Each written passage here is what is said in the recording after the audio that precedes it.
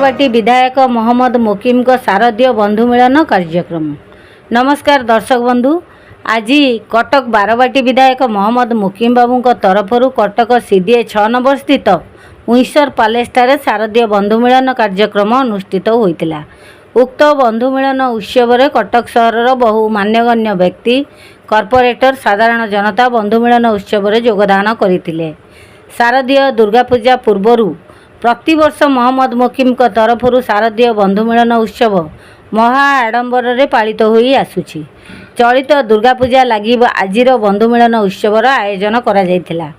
बंधु मिलन में कटकर कोण अनुकोणरू साधारण जनता बहु संख्यार योगदान करी भाईचारार एक निदर्शन देइथिले।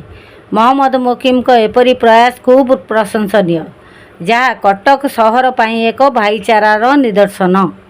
कटक सहर स्थायी बासिंदा विभिन्न जाति, धर्म, वर्ण निर्विशेष एक होइथिले समस्त को से एक करी कटकर समस्त पूजा पार्वण पालिबार जो प्रयास चले आसुचंती ताहा कटक सहरवासी अत्यंत गौरवर विषय।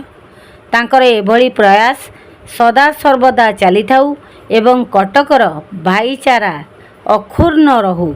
कटकरू ब्यूरो रिपोर्ट, प्रलय टीवी।